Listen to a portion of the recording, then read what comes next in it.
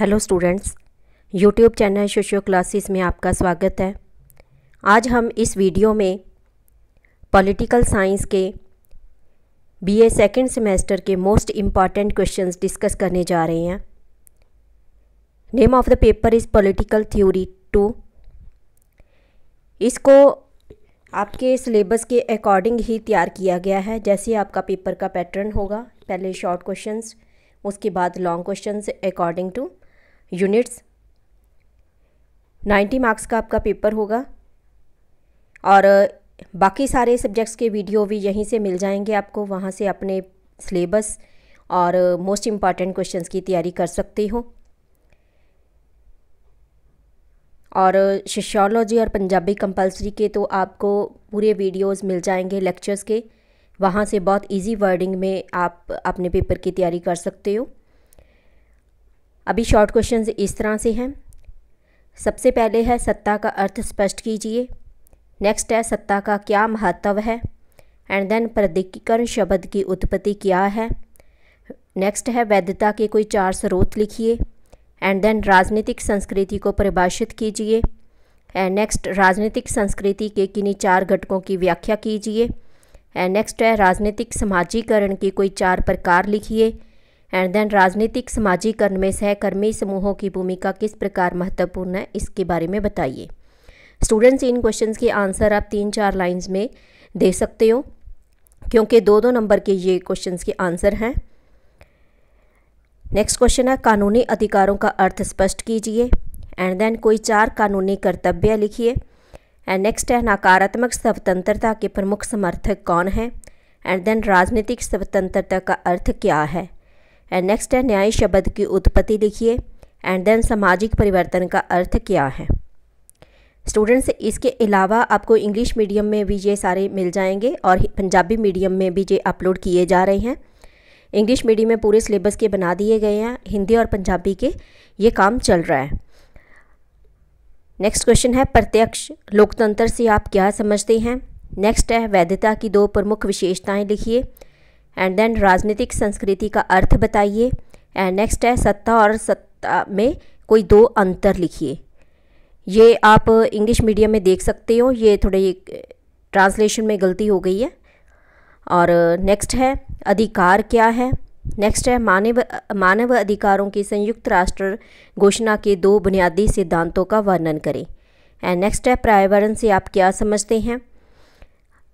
और नेक्स्ट वायु प्रदूषण के प्रमुख प्रभावों की चर्चा कीजिए।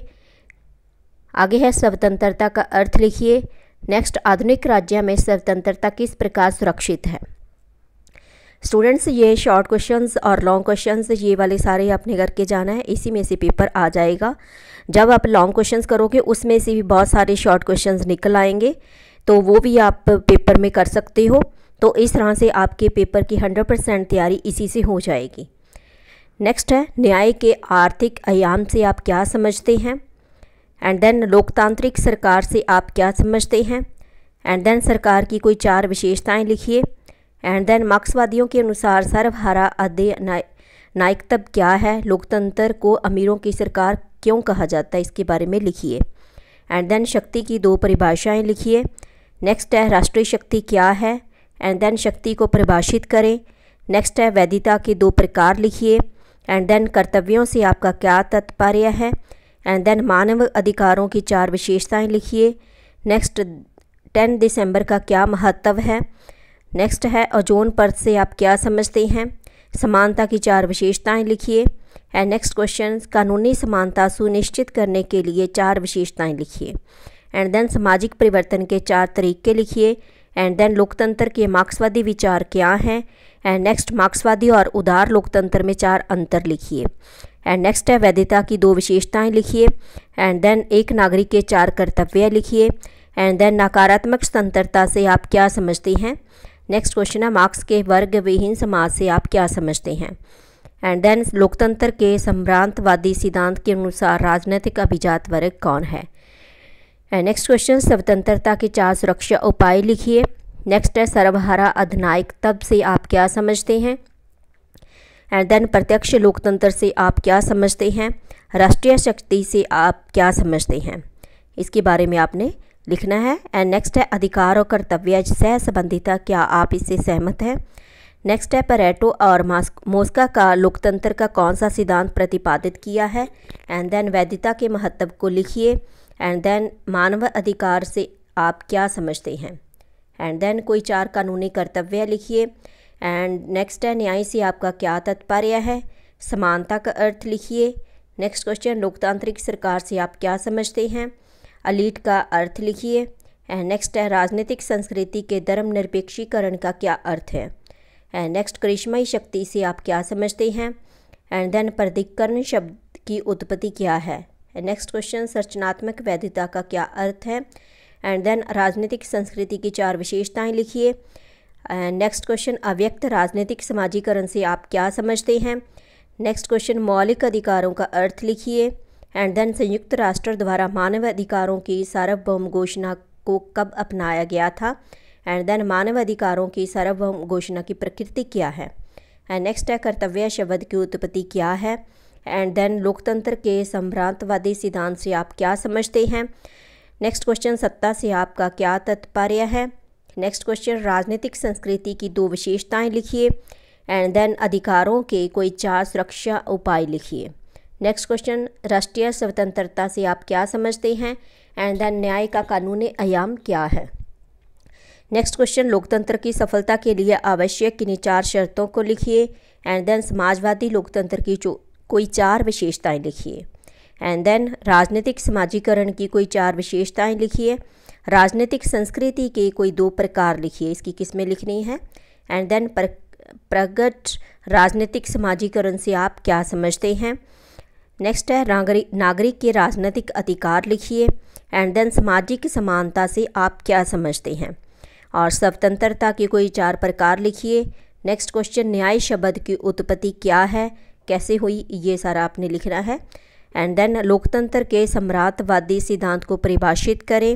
नेक्स्ट क्वेश्चन सत्ता के कोई 2 लक्षण लिखिए।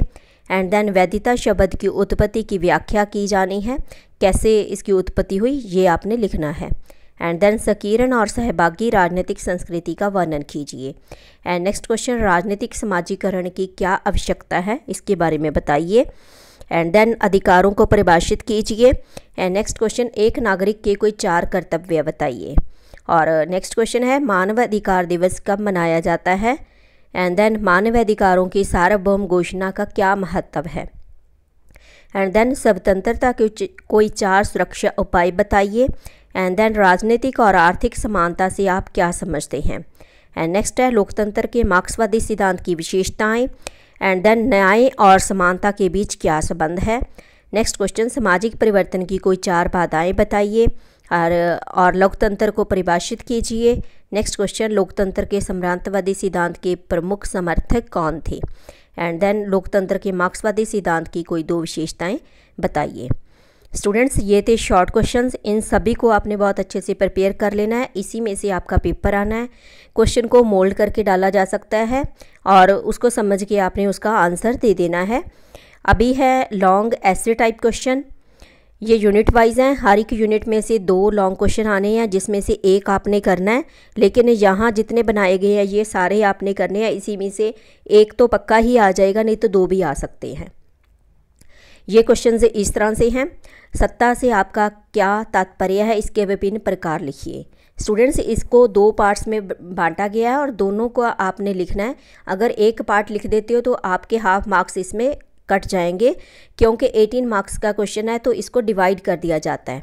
तो जितना आप लिखते हो उसके अकॉर्डिंग एवेल्यूशन, जब पेपर मार्किंग होती है तो उस टाइम उसके अकॉर्डिंग ही नंबर लगाए जाते हैं। एंड नेक्स्ट क्वेश्चन है सत्ता के विभिन्न प्रकारों की चर्चा कीजिए। यहाँ इस तरह से भी पूछा जा सकता है कि ओनली इसमें प्रकार पूछे गए हैं, इसकी टाइप्स बतानी है और इसकी किस्में जो है वो बताना है, उसमें उसकी डिफाइन भी करना है सत्ता को। और नेक्स्ट है सत्ता और सत्ता से आप क्या समझते हैं, दोनों में अंतर लिखिए। ये इसको आप देखने के लिए इंग्लिश मीडियम का वीडियो ज़रूर देख लेना, वहाँ इसको सही लिखा गया है, इसको ट्रांसलेशन में यहाँ गलती हो गई है। नेक्स्ट है सत्ता से आपका क्या तात्पर्य है, इसकी विशेषताओं को परिभाषित कीजिए। नेक्स्ट है वैधता की अवधारणा को परिभाषित कीजिए तथा इसकी विभिन्न विशेषताओं की व्याख्या कीजिए। नेक्स्ट है राजनीतिक संस्कृति से आप क्या समझते हैं, इसके विभिन्न प्रकारों की चर्चा कीजिए। एंड देन वैधता के संकट से आप क्या तात्पर्य है, इसके लिए कौन से कारण जिम्मेदार हैं। एंड देन प्राधिकरण को परिभाषित कीजिए तथा इसकी विशेषताओं की विवेचना कीजिए। एंड नेक्स्ट क्वेश्चन है धर्मनिरपेक्ष संस्कृति से आप क्या समझते हैं, धर्मनिरपेक्ष राजनीतिक संस्कृति के विकास में सहायक कारक कौन से हैं। एंड देन राजनीतिक समाजीकरण को परिभाषित कीजिए, इसके एजेंटों या साधनों और विशेषताओं की व्याख्या कीजिए। राजनीतिक समाजीकरण की परिभाषा दीजिए, इसके विभिन्न एजेंटों की चर्चा कीजिए। एंड देन राजनीतिक समाजीकरण के एजेंटों को विस्तार से समझाइए। तो इसमें सिर्फ एजेंट पूछे गए हैं, दूसरे में डिफाइन करने के लिए भी बोला गया। तो इस तरह से क्वेश्चन को मोल्ड किया जा सकता है, आंसर सेम है लेकिन उसमें डिफाइन करने को बोला है। जब आप लॉन्ग क्वेश्चन करोगे स्टूडेंट्स, सबसे पहले उसकी इंट्रोडक्शन देनी है, उसके बाद जो पूछा गया उसको एक्सप्लेन करना है। जैसे पहले क्वेश्चन में था राजनीतिक समाजीकरण, पॉलिटिकल सोशलाइजेशन को डिफाइन करना है। इंट्रोडक्शन देने के बाद कि पॉलिटिकल सोशलाइजेशन क्या है, राजनीतिक समाजीकरण बताते हुए फिर उसको डिफ़ाइन करना है, मीन्स डेफिनेशंस देनी है। 3 कम से कम डेफिनेशंस होनी चाहिए, उसके राइटर का नाम देना ज़रूरी है और उसके बाद 2-3 लाइन में उसको अपनी लैंग्वेज में ही एक्सप्लेन कर देना है।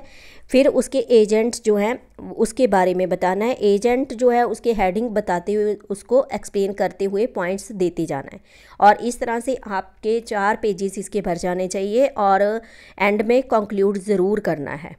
तो कंक्लूड करना होता है जिसमें आपने राजनीतिक समाजीकरण का बताते 1-2 लाइन्स में और फिर एजेंट जो है उसके बारे में समरी जैसे पूरे क्वेश्चन की बना दोगे आप और ये कंक्लूड हो जाएगा। और कंक्लूड करना ज़रूरी होता है, तभी आपके 18 में से अगर अच्छा क्वेश्चन आपने किया है तो 16-15 मार्क्स आ सकते हैं। नेक्स्ट है राजनीतिक समाजीकरण के एजेंटों को विस्तार से समझाइए। नेक्स्ट राजनीतिक समाजीकरण को परिभाषित कीजिए, इसकी विशेषताओं की व्याख्या कीजिए। यूनिट 2 इसमें क्वेश्चन इस तरह से हैं। आधुनिक लोकतांत्रिक राज्यों में नागरिकों द्वारा प्राप्त विभिन्न नागरिक राजनीतिक और आर्थिक अधिकारों पर चर्चा करें। नेक्स्ट क्वेश्चन अधिकारों को परिभाषा संक्षेप में आधुनिक भारत में नागरिकों को मिलने वाले अधिकारों की चर्चा करें। पहले अधिकारों को आपने उसकी डिफाइन करना है, उसके बाद जो अधिकार दिए गए हैं उनके बारे में लिखना है। नेक्स्ट है विभिन्न प्रकार के अधिकारों की व्याख्या कीजिए। एंड देन अधिकारों से आप क्या समझते हैं, इनके स्वरूप की विस्तार से व्याख्या कीजिए। एंड देन अधिकारों और कर्तव्यों के बीच संबंध लिखिए। नेक्स्ट क्वेश्चन है अधिकार और कर्तव्य एक ही सिक्के के 2 पहलू हैं, इसके बारे में बताइए। नेक्स्ट क्वेश्चन विभिन्न प्रकार के कर्तव्य लिखिए। एंड नेक्स्ट मानव अधिकारों को परिभाषित कीजिए तथा इसकी प्रकृति एवं विशेषताओं की व्याख्या कीजिए। एंड देन मानव अधिकारों की सार्वभौम घोषणा में शामिल अधिकारों को लिखिए। एंड देन मानव अधिकारों की घोषणा में शामिल अधिकारों के महत्व को लिखिए। एंड देन पर्यावरण प्रदूषण से आप क्या समझते हैं, पर्यावरण प्रदूषण के प्रकार लिखिए, इसकी किस्मों के बारे में आपने लिखना है। एंड नेक्स्ट क्वेश्चन अधिकार और कर्तव्य परस्पर संबंधित हैं, चर्चा कीजिए। मानव अधिकार की सार्वभौम घोषणा में नागरिक और राजनीतिक अधिकारों पर एक निबंध लिखिए। एंड नेक्स्ट मानव अधिकारों की सार्वभौम घोषणा से आप क्या समझते हैं, इसकी प्रकृति की विस्तार पूर्वक समझाइए, इसकी प्रकृति क्या है। एंड नेक्स्ट क्वेश्चन अधिकारों की विशेषताएं और इसके विभिन्न प्रकारों की चर्चा कीजिए। ये यूनिट 2 था। अब 3rd यूनिट के क्वेश्चंस जो इस तरह से हैं। समानता को परिभाषित करें और समानता के कानूनी, राजनीतिक और सामाजिक आर्थिक आयामों पर चर्चा करें। एंड देन आज़ादी से आप क्या समझते हैं, इसके प्रकार एवं सुरक्षा की विवेचना कीजिए। स्टूडेंट्स जब आप अपने पेपर की तैयारी कर रहे होते हो तो साथ में इंग्लिश के क्वेश्चंस ज़रूर देख लिया करो, क्योंकि वहाँ ट्रांसलेट करके क्वेश्चन बनाए जाते हैं। तो हिंदी और पंजाबी के पेपर में बहुत सारी गलतियाँ होती हैं, जो कंफर्म करना होता है तो इंग्लिश का पेपर देखना पड़ता है। तो इसलिए आपको समझ आ सके कि क्वेश्चन क्या, उसका आंसर क्या देना है। कई बार उसकी ट्रांसलेट गलत हुई होती है तो कन्फ्यूज़न क्रिएट हो जाती है। तो इसलिए आपने कई स्टूडेंट्स ये भी पूछते हैं कि हिंदी मीडियम के क्या इंग्लिश यूज़ कर सकते हैं। बिल्कुल यूज़ कर सकते हो आप, हिंदी मीडियम और पंजाबी मीडियम के स्टूडेंट इंट्रोडक्शन देने के बाद जैसे डिफ़ाइन कर रहे हो, डेफिनेशंस दे रहे हो, इंग्लिश में 2 पॉइंट्स दे रहे हो, हेडिंग्स दे रहे हो, सारे इंग्लिश में आप लिख सकते हो। इससे आपके मार्क्स और बढ़ जाएंगे। और बीच बीच में भी आप लिखना चाहो तो इंग्लिश यूज़ कर सकते हो।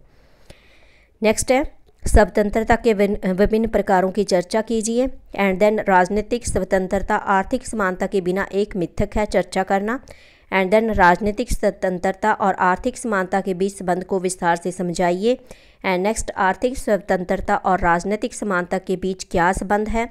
एंड नेक्स्ट है न्याय के विभिन्न प्रकार क्या हैं, कानूनी न्याय की व्याख्या करें और इसे कैसे सुनिश्चित किया जा सकता है। नेक्स्ट क्वेश्चन न्याय की अवधारणा को परिभाषित कीजिए, इसके कानूनी, राजनीतिक, सामाजिक और आर्थिक आयामों की चर्चा कीजिए। एंड देन न्याय के विभिन्न आयाम क्या हैं। अब 4th यूनिट जिसमें क्वेश्चन इस तरह से हैं, सामाजिक परिवर्तन के मार्ग में कौन सी बाधाएं हैं, आप इन्हें कैसे दूर करेंगे, इसके बारे में लिखिए। नेक्स्ट है सामाजिक परिवर्तन के तरीके और बाधाएं क्या हैं। नेक्स्ट क्वेश्चन सामाजिक परिवर्तन से आप क्या समझते हैं, सामाजिक परिवर्तन की विशेषताओं को लिखिए।